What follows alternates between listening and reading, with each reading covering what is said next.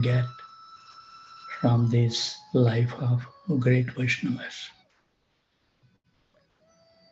Vansidas Babaji was a Siddha Mahatma in the disciplic succession of Narottam Das Thakur.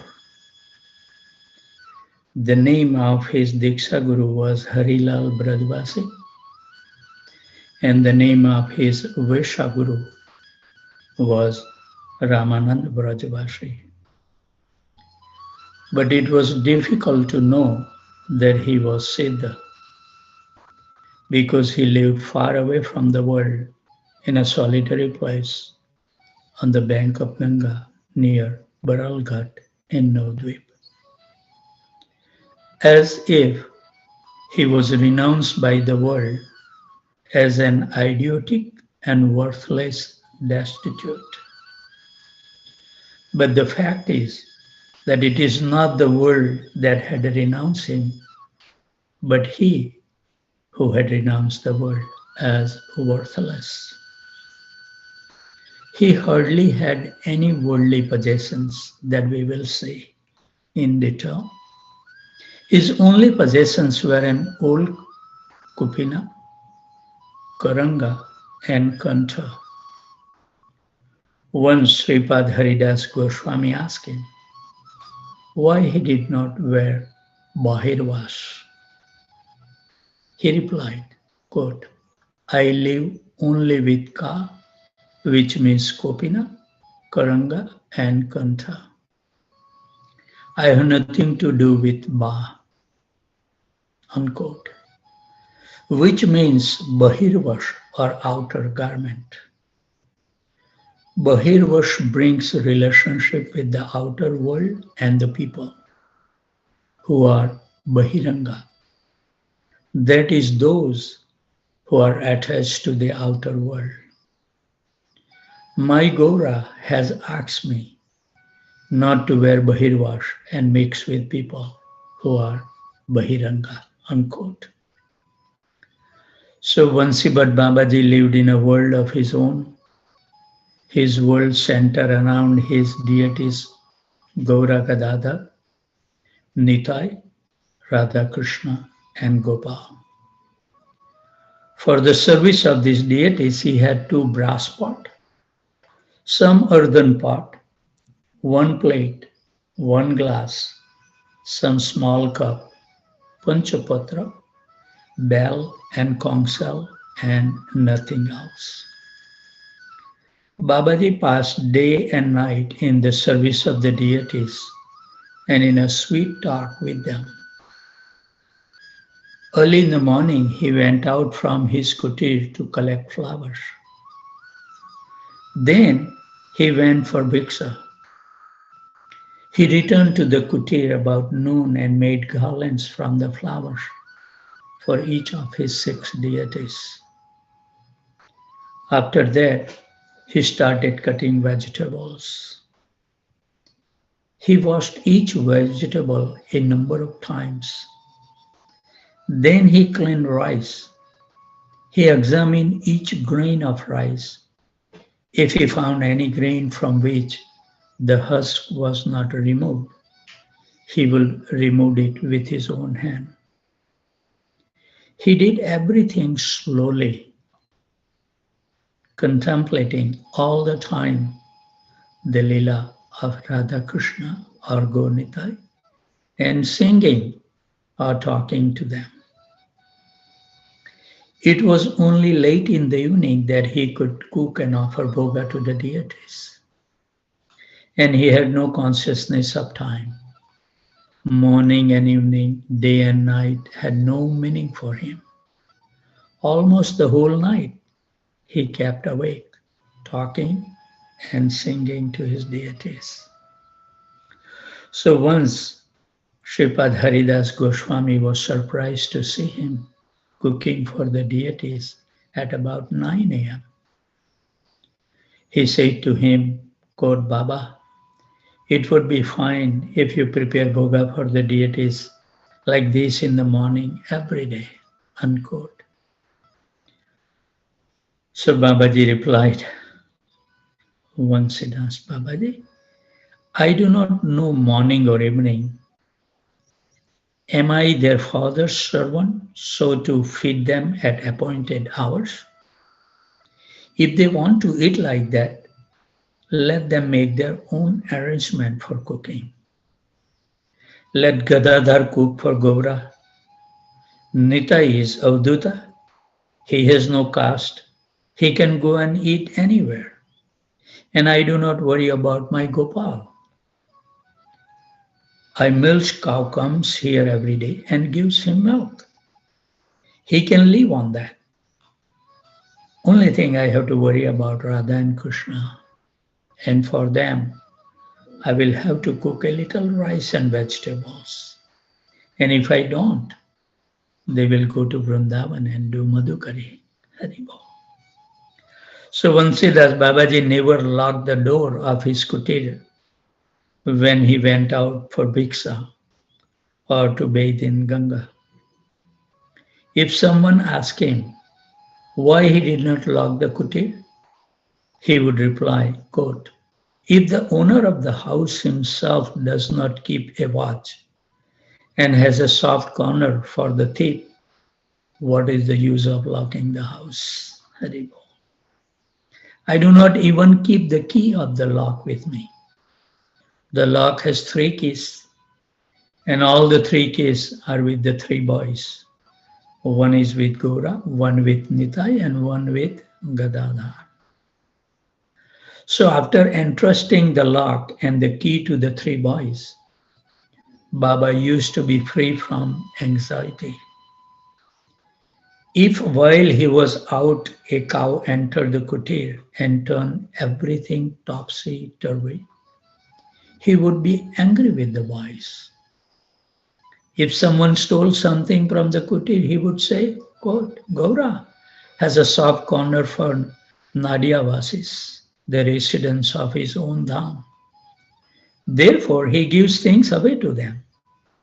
And I am, after all, an outsider, unquote. Once, a gold necklace given by someone to Gaura was stolen when he had gone out for bhiksha. So on returning to the kutir, he kept on scolding Gaura and asking him whom he had given away the necklace. And he was scolding for about 2 hours.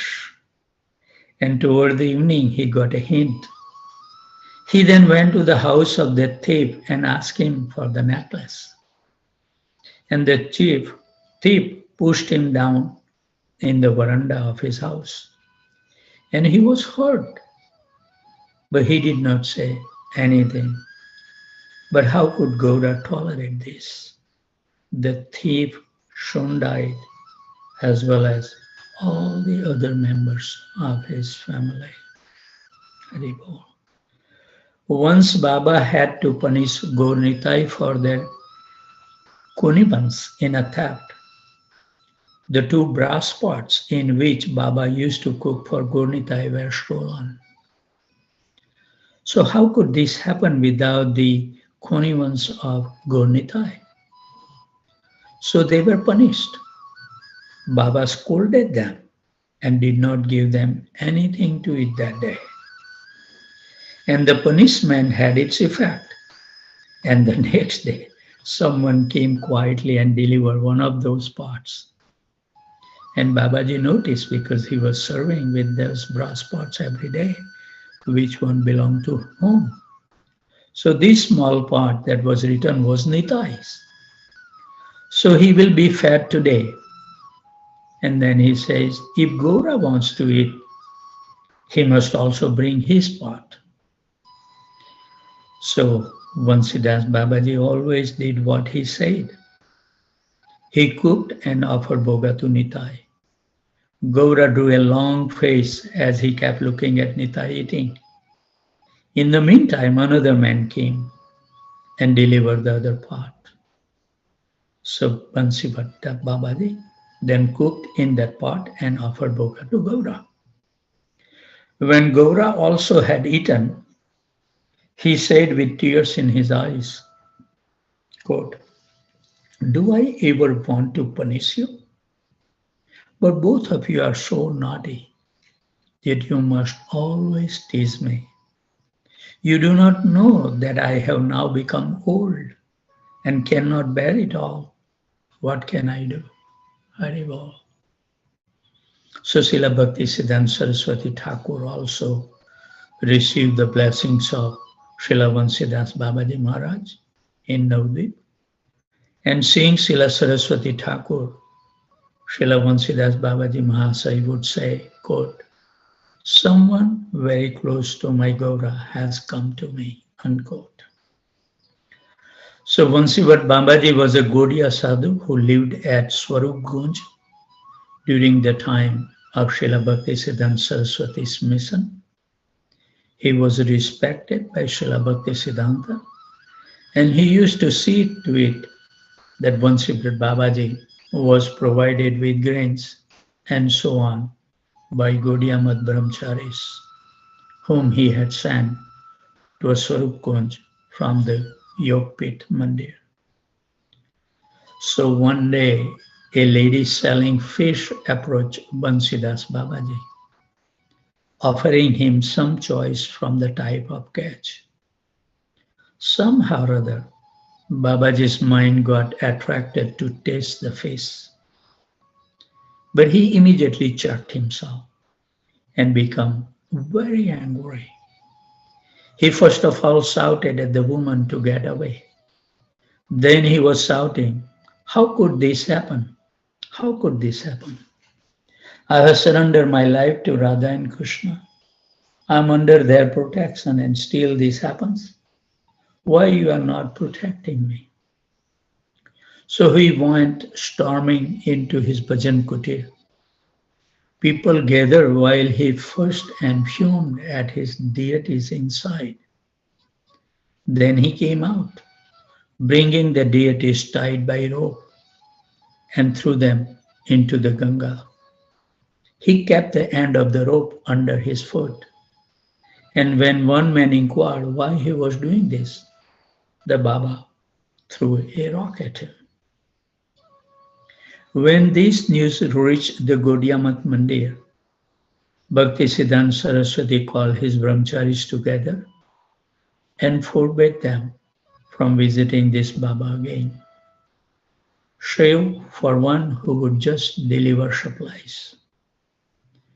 After a few days, he again called them together and said, quote, some of you think I have stopped you from visiting Babaji Maharaj because he is in Maya. That is not so. But you are not able to understand this vow, so stay away. Haribol. Later, when that one brahmachari visited, Vansidas Babaji Maharaj threw a stone at him and told, quote, if you want to please me, then never return here again. Previously, his reception had always been unpredictable. Sometimes the Baba would welcome him.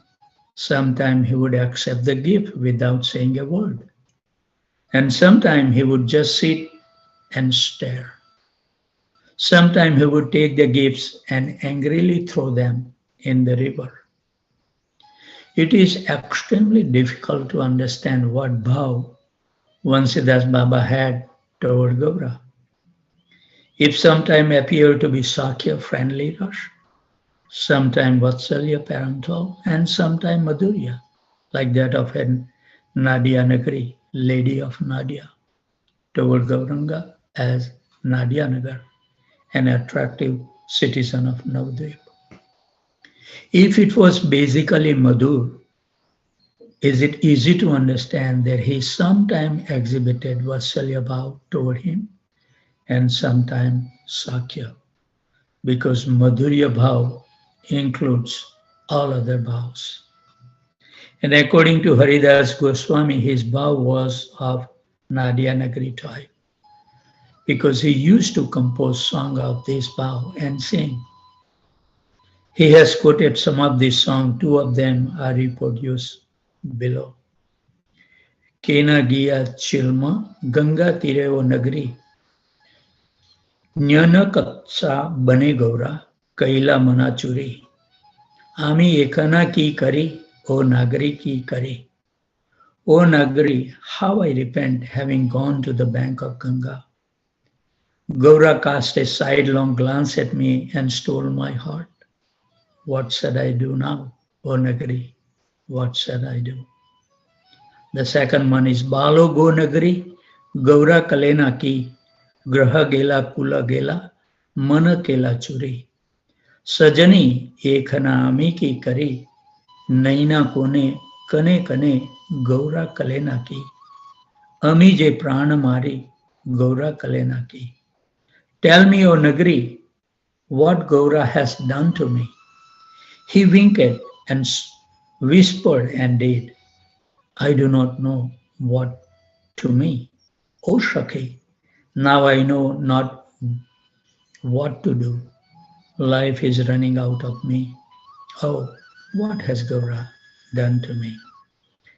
So toward the end of his life, Vansidas Babaji once went to his birthplace, Majidpur in district Mahima Sinha, and he carried the deities with him. On the way, he neither ate nor slept, nor passed stool or urine. On reaching Majidpur, he stayed in a dilapidated temple. After that, he went to Vrindavan and Puri. In Vrindavan, he stayed on the bank of Yamuna. In Puri, on the bank of Narendra Sarovar. He never went inside a temple for darshan. And during these travels, the sadhus of the Gaudiya Math rendered great service to him. Nothing is known about Baba's life as a householder, except that he was married at an early age, and when his son Harchandra was 9 or 10 years old, when he renounced the world. He went to Navdeep about the year 1906, and the author once tried to see him in 1932 but could not, because the door of his kutir was closed, though he could hear him talking to the deities in Mahima Sinha dialect. He left the world in 1944. So Vansidas Babaji has given wonderful instruction for all of us to follow. You must weep for Krishna.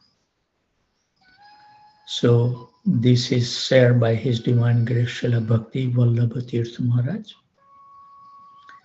What is Bhakti? In the book A Taste of Transcendence by Srila Bhakti Vallabha Tirtha Maharaj, it says, the great Vaishnava saint Vansidas Babaji Maharaj was no ordinary sadhu. Outwardly, he had his advent in what is now known as Bangladesh, in Majidpur village, Maimansingh district, near Jamalpur. But later he came to Navdeep Dham, accepted the Babaji order, and performed his bhajan under a tree. The order of the sannyasi given by preaching, but a Babaji will perform bhajan in a holy secluded place.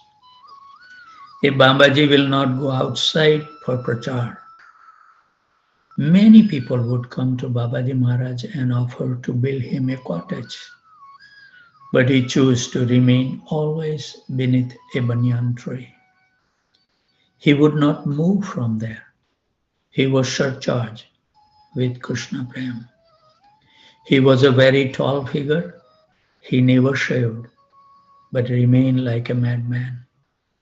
Many people would offer him various things, but he would pay them no attention. Whatever he might receive, he would distribute to others. He was an anchoret. Nobody could understand his behavior.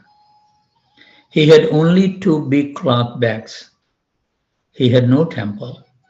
In one cloth bag was Gauranitai, and in the other Radha Krishna. And sometime he would take the deities out and perform puja.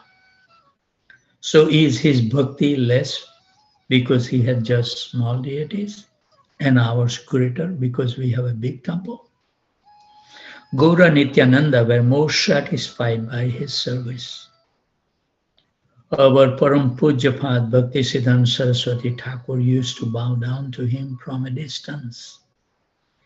He prohibited his disciple from visiting Babaji Maharaj, and his disciple asked, "Shall we not have darshan of the sadhus?"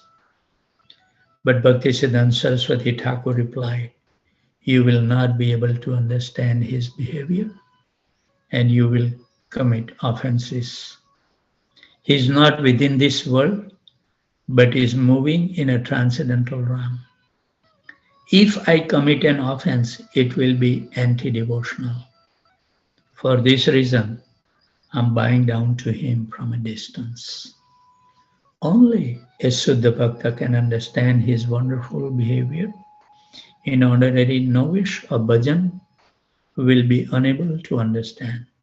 So he should not go there. Babaji Maharaj is always surcharged with Krishna Prem. So this is a wonderful story I read early in the morning because the devotee who join early, they need to get some nectar. So I say, this is a very profound story that can help us to mold our life by seeing this example. Great Acharya give us the example that really can pierce through our heart. So there was a person from Navadvip who used to come to Babaji Maharaj. So one day he thought, I have the desire to obtain the Supreme Lord. How I can get a Bhagwan? He was only murmuring, speaking to himself. So Babaji Maharaj did not reply. This person came back repeatedly to see Babaji Maharaj. And finally, one day he approached Maharaj directly. What do you want? Babaji Maharaj asked him. I want to see Bhagwan, the man said. So Babaji Maharaj replied with only one word, weep, cry. We might supply so much scriptural evidence to try to explain in so many ways how to obtain the Supreme Lord. For what did Vansidas Babaji Maharaj say? Weep for him, cry for him. If you can weep for him, then you can get him. If there is a want for him, then he will come. We have to understand the difference between need and want. If you understand the difference, our life will become so simple. We are uttering his names, but we do not want him. So we are uttering the names of Krishna every morning. We chant Hare Krishna, Krishna Krishna, Hare Hare, Hare Ram, Ram Ram, Hare Hare. And Krishna appears before us. And he says to us, come along with me. And what we say to him, no, I cannot go now. Right now I require $1 million to save my business. I have my children. I have just bought a building. I cannot go now. So why have you called me? Krishna asked. I have called you to give me $1 million. We reply like that. Remove my difficulties. I do not have time to go now.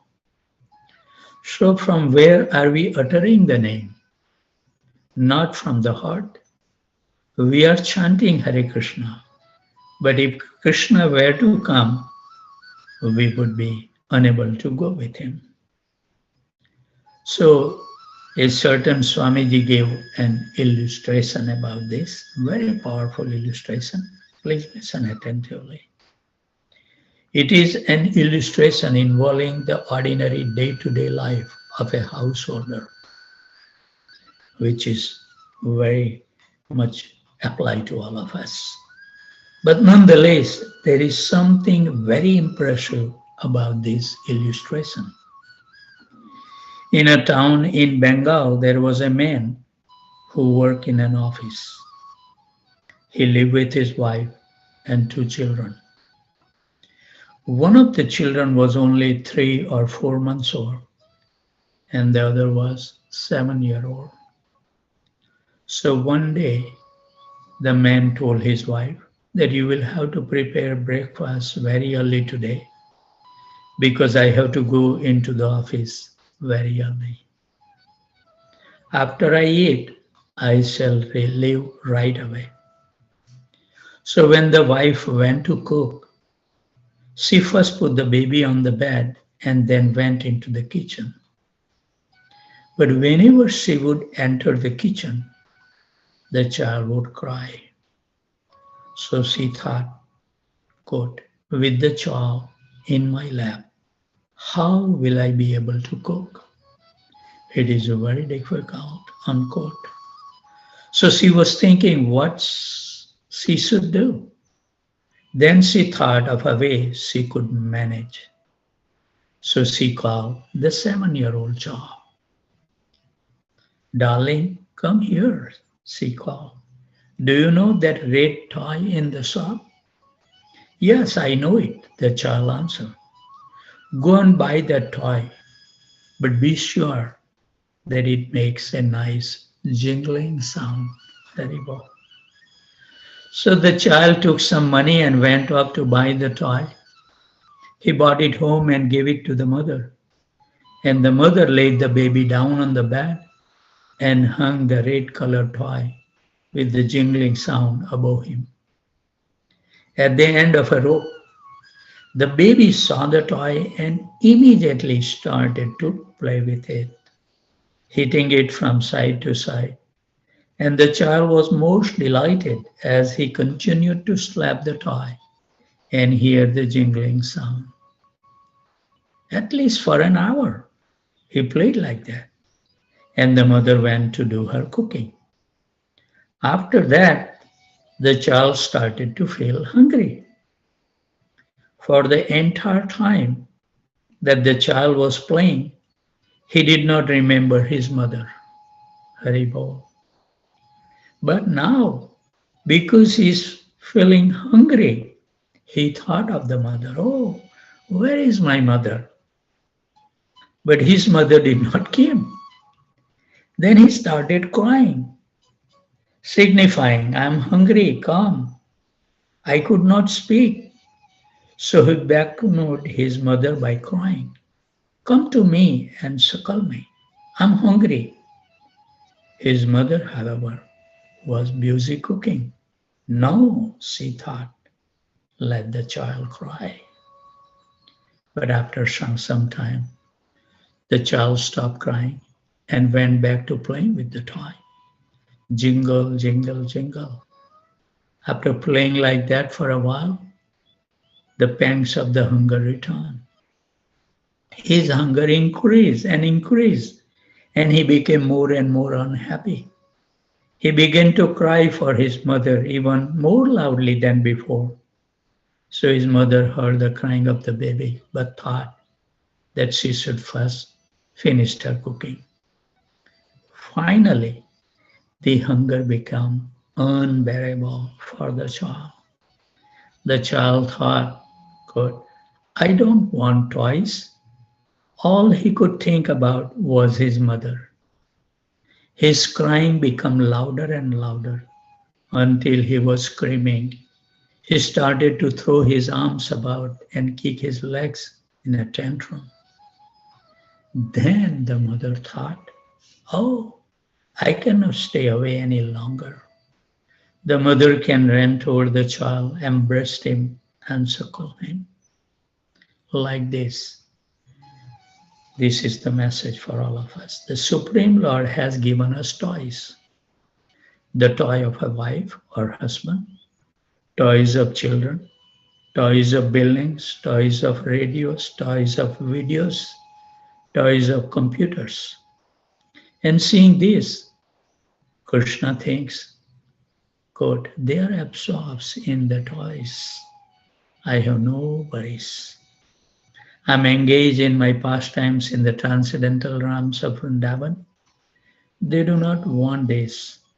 They want those things instead. Here, take this computer, take that video, take this, take that. So Krishna is providing us everything, knowing our nature because we have no interest whatsoever. Until that hunger will come in our heart one day, by the mercy of Guru and Krishna and the holy name, maybe we realize the real hunger,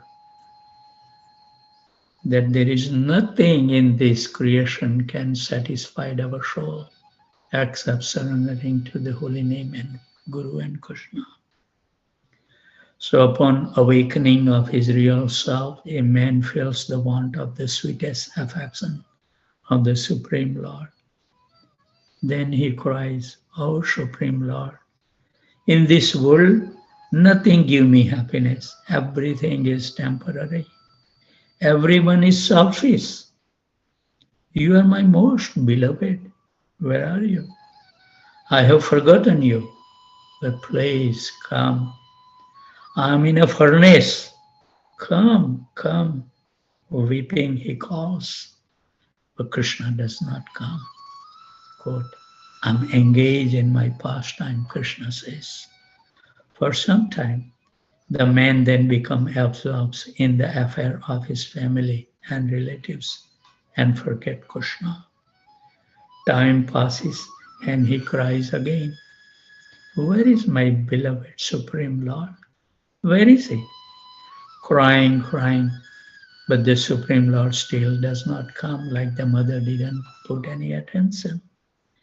Ultimately, he shouts, I do not want a house. I do not want anything. Nobody is mine. You are only mine. O beloved Supreme Lord, please come, please come. He cries and weeps, tossing his arm and leg about. Then Krishna cries, oh, and comes to him. This sort of perpetuation of the heart, extreme eagerness for getting Bhagwan must be there. Extreme eagerness, lolyam. Unless we have the intense greed to attain the love of Krishna, we will never find to chant the holy name. So many so-called impediment mean always comes in our life. So Vansidas Babaji Maharaj has given us only one word, just cry. And that single word has a great significance. When we associate with the Suddha Bhakta who is crying for Krishna, then the eternal nature of Atma will be awakened. You have love for God. Love is there in your heart. It exists, but it is presently enveloped by the external potency of the Supreme Lord, and you have to become averse to Sri Krishna. Passing through different spaces, our mind have become enveloped by so many evil desires. So then we have some time, 20 minutes. We will also dwell in the life of Disciples' Day of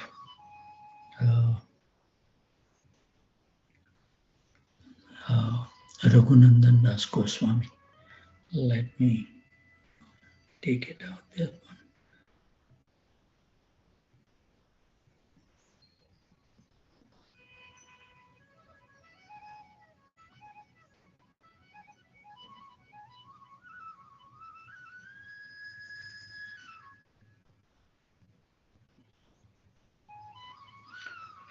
This is also very profound life that we will see from the Raghunandan Das Thakur.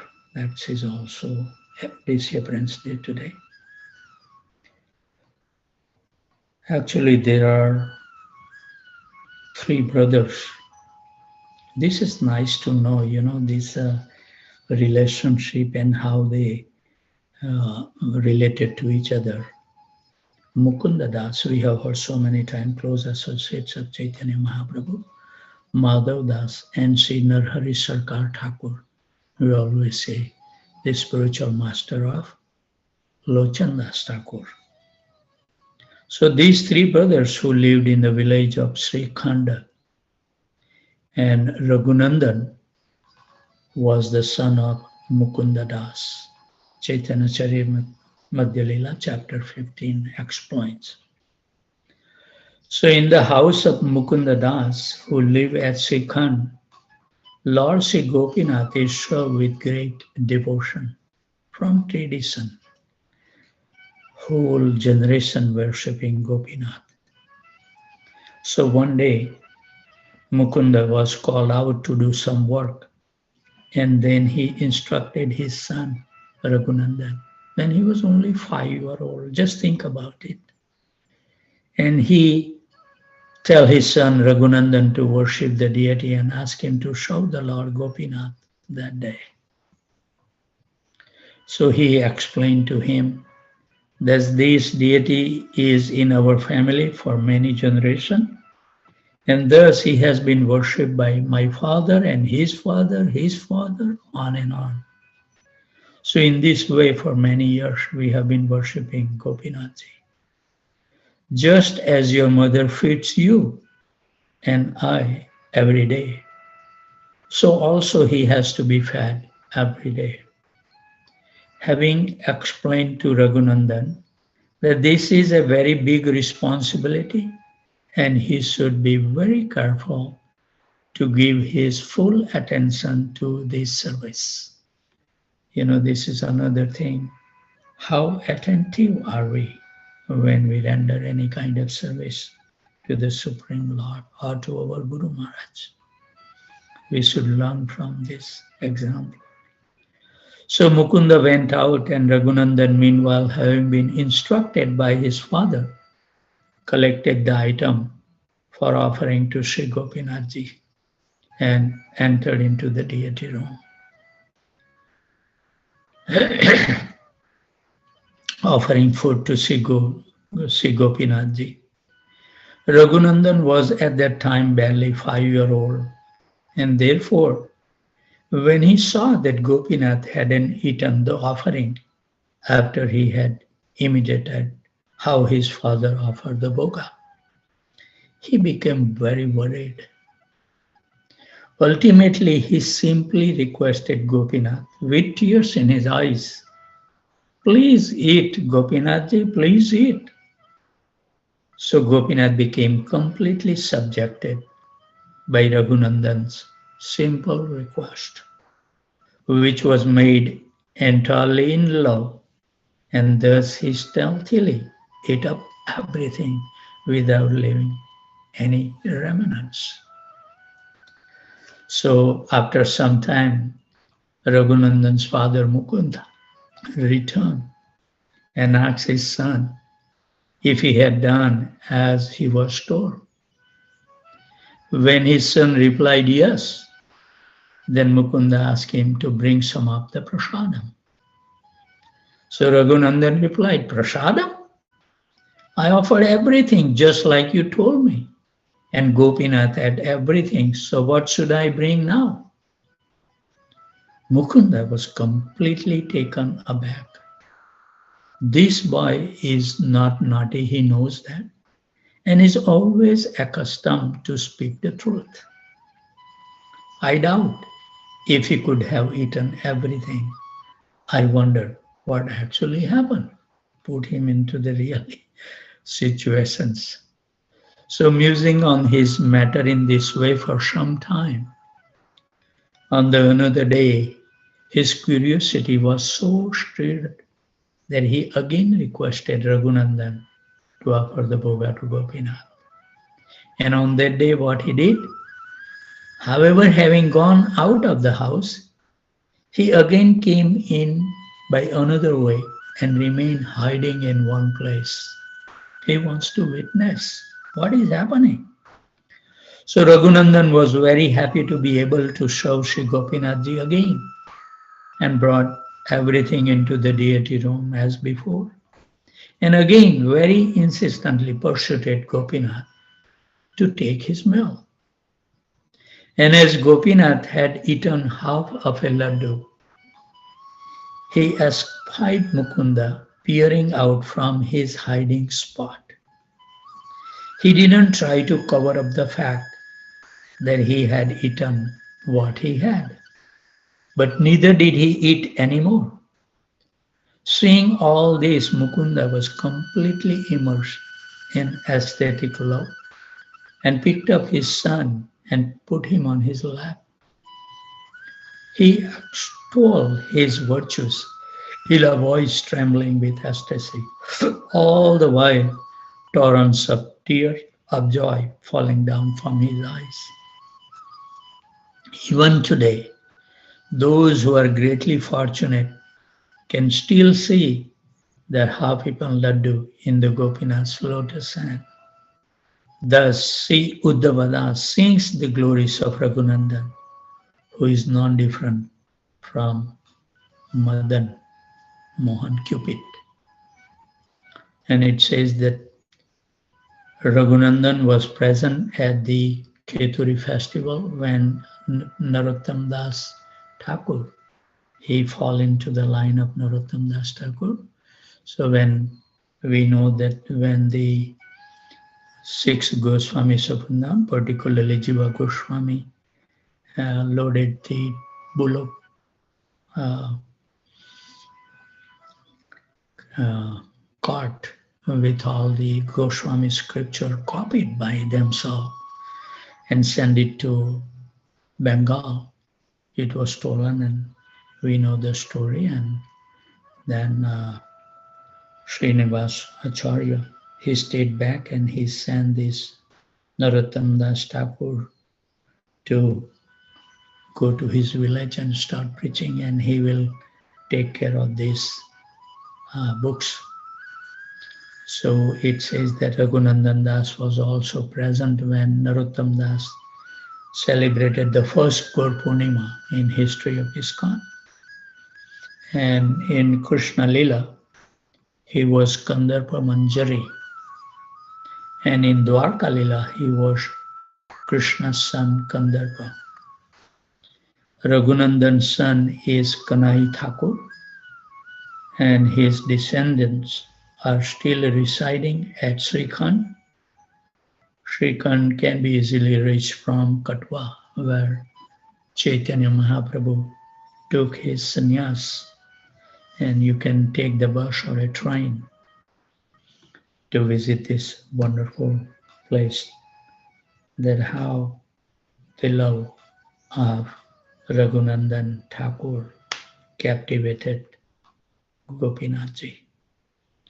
So this is a wonderful day-to-day auspicious disappearance of these great personalities. And we should see in our life that we also been playing with so many toys, but that will never satisfy us as the child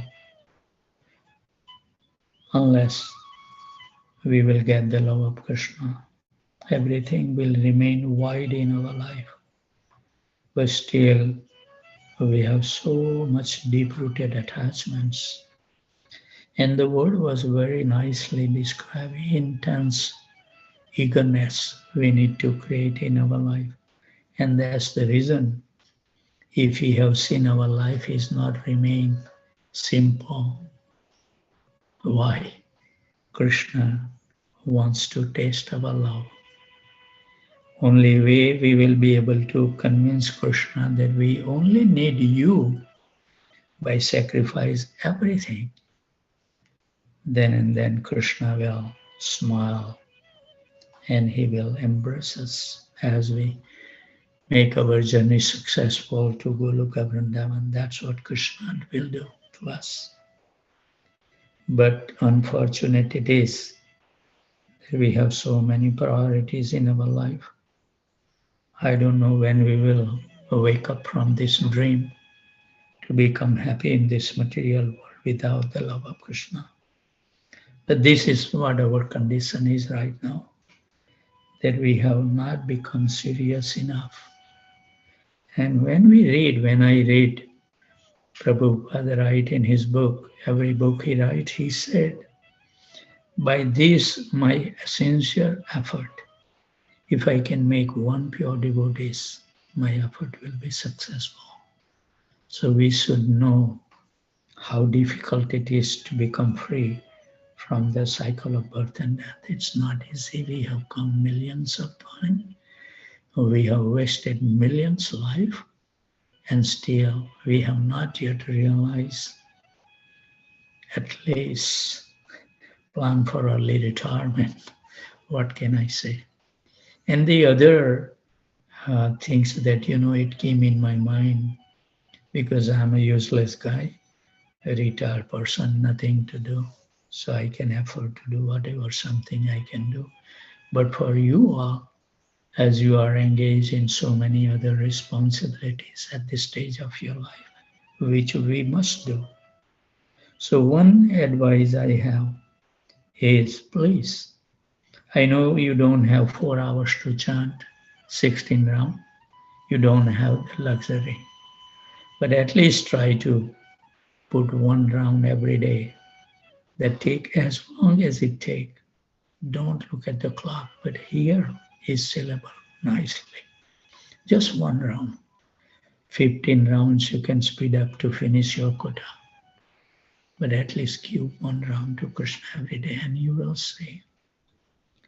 So I think this is a great example. We should remember that we are playing with the toys and that will never satisfy us.